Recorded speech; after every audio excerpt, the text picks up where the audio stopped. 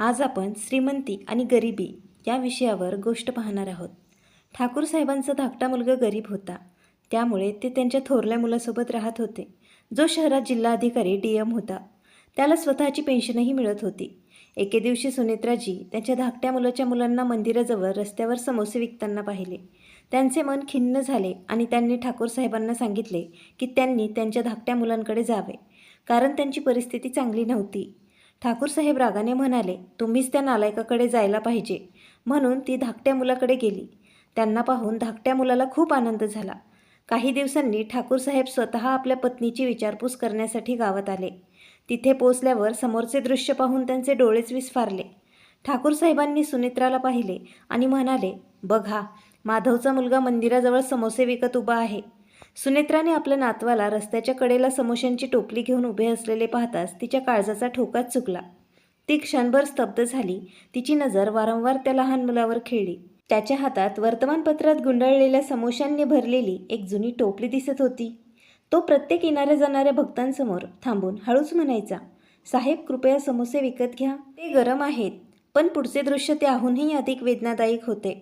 सुनेत्राची नजर पुढे सरकली तेव्हा तिला त्यांच्यासोबत आणखी 2 मुले उभी दिसली. ती सुद्धा तिचीच नातवंडे होती. एक अगदी लहान होता, त्याच्या हातात एक लहान पिशवीत पैसे गोळा करत होता. दुसरा थोडा मोठा होता, तो लोकांना हाक मारत होता. तिची निरागस नातही त्यांच्यासोबत होती. ती सर्व काही खूप लहान निरागस मुले होती. ते त्यांचे खेळण्याचे दिवस होते. त्यांच्या हातात खेळणी आणि खांद्यावर शाळेची दप्तरं असायला हवी होती. तरीही ती रस्त्याच्या कडेला उभी राहून समोसे विकत होती. अधूनमधून थांबून ती येणाऱ्या जाणाऱ्या लोकांना ते विकत घेण्याची विनंती करत होते. हे दृश्य पाहून सुनेत्राच्या डोळ्यात पाणी आले. जणू कोणीतरी त्यांचं हृदय पकडलं होतं. ठाकूर साहेबांनी त्यांच्याकडे एक नजर टाकली आणि मग मान हलवली. त्यांच्या चेहऱ्यावर किंचितही नरमाई दिसत नव्हती. तो निरुपयोगी आहे. जेव्हा तो स्वतः कमाई करू शकत नाही, तेव्हा तो आपल्या लहान मुलांना कामाला लावतो. मला त्याची काही पर्वा नाही. इथून चालती हो, असं म्हणून तो पुढे निघून गेले. सुनेत्रा गप्पपणे त्यांच्या मागे गेली, पण तिची पावलं जड झाली होती. तिचं मन त्या दृश्यातच अडकून राहिलं होतं. तिला मागे वळून आपल्या मुलांना पाहायचं होतं, पण ठाकूर साहेब तिथे असताना ती काहीही बोलू शकत नव्हती. त्यांना फक्त 3च मुलं होती. एक मुलगी होती जिचं लग्न दुसऱ्या शहरात झालं होतं, एक मोठा मुलगा जो आता एक वरिष्ठ अधिकारी झाला होता, आणि एक धाकटा मुलगा माधव, ज्याच्या नशिबात नेहमीच वाईटच दिवस येणार होते. ठाकूर साहेब आणि सुनेत्रा आता आपल्या थोरल्या मुलासोबत शहरातच राहत होते. त्यांच्याकडे एक भव्य घर, नोकर चाकर आणि सर्व सुखसोयी होत्या. शिवाय ठाकूर साहेबांना स्वतःची पेन्शनही मिळत होती. त्यामुळेच ते कोणावरही ओझं नव्हते. पण आज सुनेत्राच्या मनात एक विचित्र अस्वस्थता जाणवत होती. माझ्या मुलाची काय परिस्थिती होईल, कोण जाणे. तिला आश्चर्य वाटले की कोणत्या गरजेमुळे त्याने आपल्या मुलांना मंदिराबाहेर समोसे विकायला पाठवले होते. हा विचार मनात येताच जुन्या आठवणींचा पूर तिच्या मनात दाटून आला. माधव लहानपणी खूप आजारी होता. तो फक्त 5 वर्षाचा असतानाच त्याला तीव्र निमोनिया झाला होता. तो अनेक दिवस रुग्णालयात दाखल होता. सुनेत्रा रात्रंदिवस तिथेच बसून त्याला निहाळत असे. कधी कधी तर मुलाची प्रकृती खूपच नाजूक असायची. डॉक्टरांनीही आशा सोडली होती. त्या आजाराचा परिणाम त्याच्या मेंदूवरही झाला होता. डॉक्टरांनी सांगितले होते की माधवचा मेंदू फारसा कमजोर झाला नव्हता, पण तो मानसिक ताण किंवा अभ्यासाची मेहनत सहन करू शकणार नाही. त्याला क्लिष्ट आकडेमोडी करणे अवघड जाईल, पण शारीरिकदृष्ट्या तो पूर्णपणे ठीक होता. तो धावपळ करत असे आणि कठीण कामही करू शकत होता. सुनेत्राला तो दिवस अजूनही आठवत होता, जेव्हा डॉक्टरांनी तिला बाजूला नेऊन म्हटले होते, तुमचा मुलगा जगेल, पण त्याची मानसिक शक्ती कमी असेल. त्याच्यावर जास्त दबाव तुम्ही टाकू नका. तो दिवस सुनेत्राजींसाठी खूप कठीण होता. पण माधव एक विचित्र मुलगा होता. आजारी असूनही त्याला अभ्यासाची प्रचंड आवड होती. जेव्हा त्याचा मोठा भाऊ शाळेत जायचा तेव्हा माधव दारापर्यंत त्याच्या मागे जायचा आणि त्याला त्याच्यासोबत जायचा हट्ट करायचा. एके दिवशी तर तो रडत रडत आपली शाळेची बॅग उचलून म्हणाला, आई, मी पण शाळेत जाईन, मी अभ्यास करेन. त्या दिवशी सुनेत्राजींना त्याला समजावणे खूप कठीण गेले. मग काही वर्षानंतर त्यांनी त्याला शाळेत घातले, पण अभ्यास करणे त्याला काही जमत नव्हते. पुस्तकांकडे थोडा वेळ पाहिल्यावरही त्याला डोकेदुखी व्हायची. माधव अभ्यासात कच्चा आहे अशी तक्रार शिक्षक नेहमीच करायचे. एके दिवशी शिक्षकांनी ठाकूर साहेबांना बोलावून सांगितले, तुमचा मुलगा खूप साधा आणि मेहनती आहे, पण त्याचे लक्ष अभ्यासावर लागत नाही. त्या दिवशी ठाकूर साहेब खूप संतापले होते. घरी आल्यावर त्यांनी माधववर ओरडले सुद्धा. पण सुनेत्राजींनी आपला मुलगा खूप प्रिय होता. माधवने आणखी काही वर्ष शिकण्याचा प्रयत्न केला, पण नंतर स्वतःहूनच तो सोडून दिलं. त्याने मजूर म्हणून काम करण्याचे वचन दिले होते, पण कुटुंबावर ओझं होणार नाही असेही सांगितले होते. तेव्हापासून तो कधी शेतमजूर म्हणून तर कधी मेकॅनिककडे शिकाऊ म्हणून काम करायचा. त्याचे हात नेहमीच कामातच व्यस्त असायचे. त्याच्या मोठ्या भावाने शिक्षणात खूप प्रगती केली होती. नशीबही त्याच्याच बाजूने होते. त्याने स्पर्धा परीक्षा उत्तीर्ण केली आणि तो एक उच्च पदस्थ अधिकारी बनला. मग त्याचे लग्न एका मोठ्या कुटुंबात झाले आणि तो शहरात स्थायिक झाला. गावात काय होतं? फक्त एक जुनं घर आणि 2 एकर जमीन. ती जमीनही माधवचीच होती. तो शेती करायचा आणि मजूर म्हणून काम करायचा. त्याचे लग्नही एका साध्या गावच्या मुलीशीच झाले होते. काहीही झाले तरीसुद्धा त्याच्यासोबत ती आनंदी राहण्याचा प्रयत्न करत होती. जेव्हा जेव्हा सुनेत्राजी गावाला भेट द्यायच्या तेव्हा त्या पती-पत्नी दोघांनाही कष्ट करताना पाहत असत. त्यांचे कपडे साधे होते, पण त्यांचे चेहरे शांततेने भरलेले दिसत होते. पण आज हे दृश्य पाहून सुनेत्राजींचे हृदय तुटले. त्या कित्येक दिवस याच विचारात हरवून गेल्या होत्या. त्यांना त्यांच्या नातवंडांचे चेहरे, त्यांच्या हातातले समोसे आणि त्यांचे निरागस आवाज वारंवार आठवत होते. अखेरीस एके दिवशी तिने हिंमत करून ठाकूर साहेबांना म्हटले, चला आपल्या धाकट्या मुलाला आपण भेटायला जाऊया. तो कसा आहे, त्याचं घर कसं सांभाळतोय हे आपल्याला माहीत नाही. लहान मुलांना शाळेत जाण्याऐवजी इथे समोसे विकायला का भाग पाडलं जात आहे? हे ऐकून ठाकूर साहेबांना प्रचंड राग आला. तो लहानपणापासूनच निरुपयोगी आहे. तो स्वतः तर कमाई करू शकत नाही, म्हणूनच त्याने आपल्या मुलांना कामाला जुंपले आहे. मला याची काही पर्वा नाही. मग ठाकूर साहेब म्हणाले, तुला जायचं असेल तर तू जा. मी कुठेही जाणार नाही. मी माझ्या थोरल्या मुलासोबत इथेच ठीक आहे. इथे मी आरामदायी जीवन जगत आहे आणि जेवणही इथे चांगलं मिळतं. मग हसतच ते म्हणाले, मी त्याच्याकडे गेलो तर मला स्वतः कमाई करावी लागेल आणि त्यालाही खाऊ घालावं लागेल असं वाटतं. हे शब्द बाणासारखे सुनेत्राजींच्या हृदयात घुसले. पण त्या गप्प राहिल्या. तिला माहीत होतं की वाद घालण्यात काही अर्थ नाही. आईचं मन हे आईचंच मन असतं. ती आपल्या मुलांमध्ये भेद करू शकत नव्हती. दरम्यान ठाकूर साहेबांच्या मनात दुसरीच भीती होती. त्यांना भीती वाटत होती की जर ते आपल्या धाकट्या मुलासोबत आपण राहायला गेलो तर त्यांच्या गरिबीमुळे ते त्यांची पेन्शनही आपली पेन्शन समजू लागेल. त्यांना भीती होती की जर ते तिकडे राहायला गेले तर त्यांना आपले पेन्शन त्याच्याच हवाली करण्यास भाग पाडले जाईल. पण सुनेत्राजींच्या मनात फक्त एकच प्रश्न होता, माझ्या मुलावर असे कोणते संकट आले आहे ज्यामुळे त्याच्या निष्पाप मुलांनाही रस्त्यावर समोसे विकण्यास भाग पाडले आहे? ठाकूर साहेबांचे बोलणे ऐकून सुनेत्राजी काही वेळ गप्प राहिल्या. त्यांच्या हृदयावर एक विचित्र ओझं आलं होतं. त्यांना माहीत होतं की ठाकूर साहेब निर्णयक्षम स्वभावाचे होते. एकदा का त्यांनी काही सांगितले की ते त्यावरून मागे हटणे त्यांना खूप कठीण जात असे. पण एका आईच्या हृदयाला आपल्या मुलासाठी तळमळण्यापासून कसे थांबवता येईल? त्या रात्री सुनेत्राजी उशिरापर्यंत जाग्या राहिल्या. तिच्या नातवंडांचे तेच दृश्य तिच्या मनात सतत येत होते. ती लहान मुलं हातात समोश्यांच्या टोपल्या घेऊन रस्त्यावरती उभी होती आणि लोकांकडे याचना करत होती. अखेरीस तिने मनातल्या मनात ठरवले की जर ठाकूर साहेबांना जायचेच नसेल तर त्यांना जाऊ नये. ती स्वतःच आपल्या मुलांकडे जाईल. दुसऱ्याच दिवशी सकाळी लवकर तिने शांतपणे आपली छोटी बॅग भरली. तिने कपड्यांच्या काही जोड्या त्या बॅगेत भरल्या आणि काही गरजेच्या वस्तू घेतल्या. घरातील सदस्य आपल्या कामात व्यस्त असतानाच तिने कोणालाही काहीही न सांगता गावाकडे जाणाऱ्या बसमध्ये प्रवेश केला.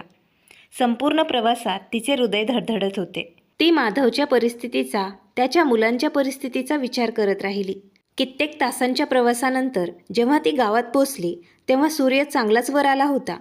गावातील मातीचा सुगंध आणि शेतातील हिरवळ पाहून तिच्या मनात एक विलक्षण ऊब निर्माण झाली. ती हळूहळू माधवच्या घराच्या दिशेने चालू लागली.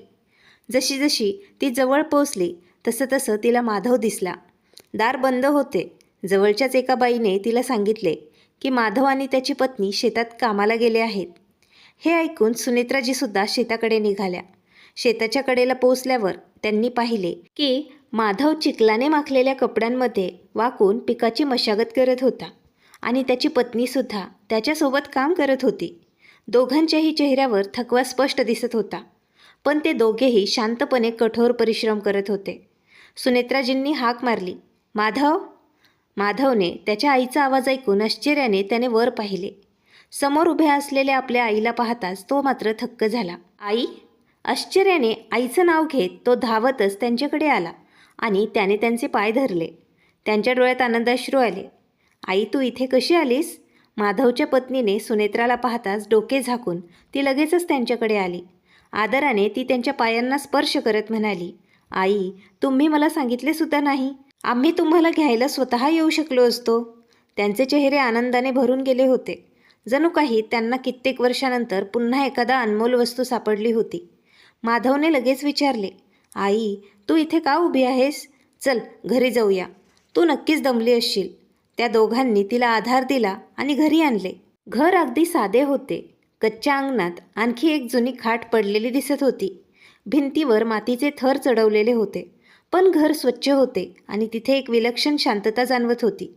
माधवची पत्नी लगेचच पाणी घेऊन आली आणि म्हणाली, आई, कृपया आधी थोडं पाणी प्या. मग ती घाईघाईने चुलीकडे गेली आणि म्हणाली, मी चहासुद्धा बनवते. सुनेत्रा शांतपणे पाहत होती. तिच्या मनात एक विलक्षण ऊब निर्माण झाली. तिथे नौकर किंवा चैनीच्या वस्तू नव्हत्या, पण प्रेम आणि आपुलकी मात्र स्पष्टपणे जाणवत होती. माधव वारंवार तिच्या बाजूला बसत होता. तिची विचारपूस करत होता आणि विचारत होता, आई, तुम्ही आम्हाला का नाही सांगितले? आम्ही तुम्हाला स्वतः घ्यायला आलो असतो. सुनेत्रा फक्त हसली आणि तिने त्याच्या डोक्यावरून हात फिरवला. त्या क्षणी तिला अचानक शहरातील तिच्या घराची आठवण झाली. तो मोठा बंगला, जिथे सर्व सुखसोयी होत्या, पण तिथे एक विचित्र शांतता होती. थोरल्या मुलाची पत्नी उच्च शिक्षित आणि श्रीमंत घराण्यातील होती. सुरुवातीला सुनेत्राला वाटले होते की कदाचित कालांतराने ती सर्वांमध्ये मिसळेल, पण तसे कधीच घडले नाही. ती नेहमीच सर्वांपासून अंतर ठेवत असे. बहुतेक वेळा ती तिच्या खोलीत किंवा तिच्या मैत्रिणींसोबतच व्यस्त असायची. तिला सुनेत्रासोबत बसून गप्पा मारायलाही वेळ नव्हता.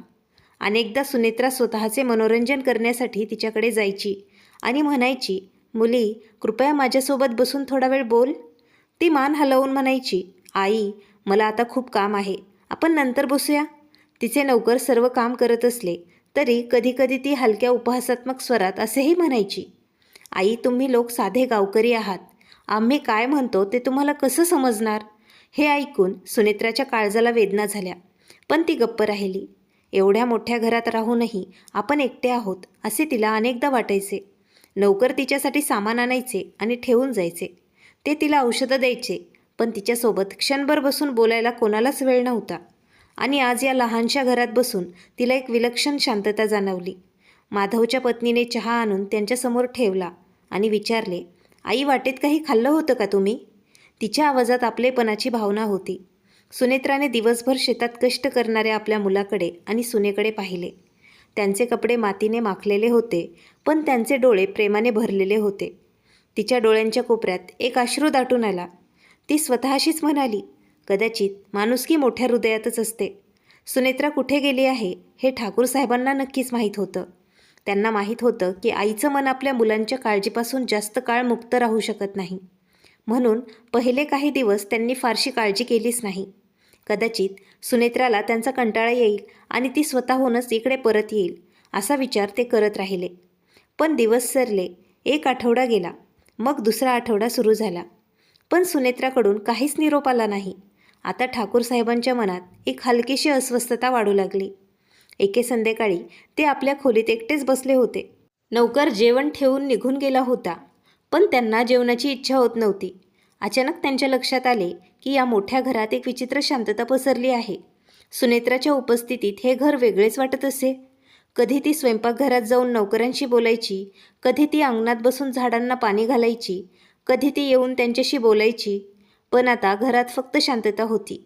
त्याचवेळी त्यांना आपल्या शहरी सुनेच्या वागणुकीची आठवणही येऊ लागली. सुनेत्राजी अनेकदा तिच्याजवळ बसण्याचा प्रयत्न करायच्या, पण ती नेहमीच काही ना काही निमित्ताने उठायची. ती सुनेत्राच्या केसांना कधीच तेल लावून देत नसे किंवा त्यांच्यासोबत बसून चहाही पित नसे. कधीकधी तर तिच्या आईने कित्येक दिवसांपासून काही खाल्ले आहे की नाही हे सुद्धा ती विचारत नसे. या सगळ्यांचा विचार करून ठाकूर साहेबांच्या मनात गोंधळ उडू लागला. अखेरीस एके सकाळी त्यांनी जाऊन सुनेत्राच्या तब्येतीची चौकशी करायचे ठरवले. दुसऱ्या दिवशी ते गावाकडे जाणाऱ्या बसमध्ये बसले. संपूर्ण प्रवासात ते शांतपणे बसून राहिले. त्यांच्या मनात अनेक विचार घोळत होते. सुनेत्रा तिथे कशी असेल याचा त्यांना प्रश्न पडला होता. माधवच्या गरिबीमुळे ती स्वतःच त्रास सहन करत असेल का? कित्येक तासांच्या प्रवासानंतर जेव्हा ते गावात पोचले तेव्हा ते थेट माधवच्या घराकडे निघाले. ते घराजवळ पोहोचताच एक विचित्र दृश्याने त्यांना थांबवले. सुनेत्रा अंगणात एका खाटेवर बसली होती आणि तिची सून तिच्यासमोर जमिनीवर बसून तिचे पाय चोळत होती. जवळच चुलीवर काहीतरी शिजत होतं आणि माधव पाण्याचे भांडे घेऊन येत होता. अंगणात मुलांच्या हसण्याचे आवाज घुमत होते. ठाकूरसाहेब क्षणभर तिथेच उभे राहिले. आश्चर्याने त्यांचे डोळे विस्फारले. त्यांना इथे गरिबी आणि कष्टमय वातावरणाची अपेक्षा होती, पण दृश्य मात्र अगदी वेगळे होते. वातावरण गंभीर होते, पण ते प्रेम आणि आपुलकीने भरलेले होते. सुनेत्राजींची नजर दाराकडे जाताच त्या लगेच उठून उभ्या राहिल्या. "अरे, तुम्ही इथे कसे आलात?" त्यांच्या आवाजात आनंद आणि आश्चर्य भरलं होतं. माधव लगेच पुढे आला आणि आदराने म्हणाला, "बाबा, तुम्ही सांगितले असते तर मी स्वतःच आलो असतो तुम्हाला घ्यायला. आत या." सुनेने लगेच डोके झाकले आणि आदराने त्यांच्या पायांना स्पर्श करून पलंगावर पटकन एक स्वच्छ चादर पसरली. "बाबा, कृपया इथे बसा. मी चहा बनवते." मुलंही आजोबांच्या पायांना स्पर्श करायला धावत आली. ठाकूरसाहेब हे सर्व पाहत होते आणि त्यांच्या मनात एक विचित्र भावना दाटून येत होती. त्यांना शहरातील त्यांच्या घराची आठवण झाली, जिथे सुनेत्राजींबद्दल कोणी विचारपूसही करत नसे आणि इथे ही साधी सून त्यांचे पाय चोळत असे आणि सर्व गोष्टींची काळजी घेत असे. ते पलंगावर शांतपणे बसले. थोड्या वेळाने त्यांची नजर दाराकडे गेली, जिथे माधवची मुलं बसली होती. त्यांच्यासमोर समोश्यांची एक टोपली ठेवलेली होती. ठाकूरसाहेबांच्या मनात लगेचच मंदिराबाहेर मुलांना समोसे विकताना पाहिल्याचा तो जुना प्रसंग चमकून गेला. त्यांनी किंचित कठोर आवाजात विचारले, "माधव, ही मुलं समोसे विकायला जातात का?" माधव हसला. "हो बाबा, जातात." हे ऐकून ठाकूरसाहेबांच्या कपाळावर आठ्या पडल्या. पण माधवने लगेचच सौम्यपणे उत्तर दिले, "बाबा, ही सक्ती नाही. मी स्वतः त्यांना हे काम शिकवले आहे." ठाकूरसाहेबांनी आश्चर्याने त्याच्याकडे पाहिले. माधव हळू आवाजात म्हणाला, "बाबा, माझ्या मुलांनी आयुष्यातील प्रत्येक परिस्थितीत जगायला शिकावं अशी माझी इच्छा आहे. माणसाकडे एखादे कौशल्य असेल तर तो कधीही उपाशी झोपत नाही. मी त्याला अभ्यास करायला आणि कष्टाला कधी घाबरू नकोस असे सांगितले. जर तो आज समोसे विकायला शिकला तर उद्या जेव्हा कठीण काळ येईल तेव्हा तो काही घाबरणार नाही." जवळ बसलेला थोरला नातू म्हणाला, "आजोबा, आम्ही रोज थोडा वेळ मंदिरात समोसे विकायला जातो, मग परत येऊन अभ्यास करतो. बाबा म्हणतात की कष्टाळू माणूस कधीच लहान नसतो." ठाकूरसाहेब शांत झाले. त्यांच्या मनात काहीतरी खोलवर रुजल्यासारखे वाटले. त्यांनी आपल्या मुलाकडे पाहिले, ज्याने साधे कपडे घातले होते, पण त्याच्या चेहऱ्यावर त्याचा स्वाभिमान आणि आत्मसन्मान स्पष्टपणे दिसत होता. मग त्यांची नजर सुनेत्राजींवर पडली, ज्या हसत होत्या. त्यांच्या चेहऱ्यावर एक प्रकारची शांतता दिसत होती, अशी शांतता जी त्यांना मोठ्या शहरातील बंगल्यात कधीच पाहिलेली नव्हती. ठाकूरसाहेबांनी हळूच एक दीर्घ श्वास घेतला आणि शांतपणे म्हणाले, "माधव बाळा, तू योग्य गोष्ट केली आहेस. मुलांना कष्टाचे महत्त्व शिकवणे खूप महत्त्वाचे आहे." मग ते काही वेळ शांत बसले. पहिल्यांदाच त्यांना जाणवले की खरी संपत्ती मोठ्या घरांमध्ये किंवा उच्च पदामध्ये नाही, तर ती मनाच्या प्रेमात आणि कष्टाच्या आदरात आहे. त्या क्षणी त्यांना असे वाटले की जणू काही त्यांनी आयुष्याचा एक महत्त्वाचा धडा शिकला आहे. तर मित्रांनो, तुम्हाला ही गोष्ट कशी वाटली? आम्हाला कमेंट्समध्ये नक्कीच कळवा. आणि जर तुम्हाला आजची आमची गोष्ट आवडली असेल तर कृपया एक लाईक करा. जर तुम्ही आमच्या चॅनलला अजून सबस्क्राईब केले नसेल तर कृपया सबस्क्राईब करा. चला तर मग अशाच आणखी एका प्रेरणादायी गोष्टीसह पुन्हा भेटूया. कथा पाहिल्याबद्दल धन्यवाद.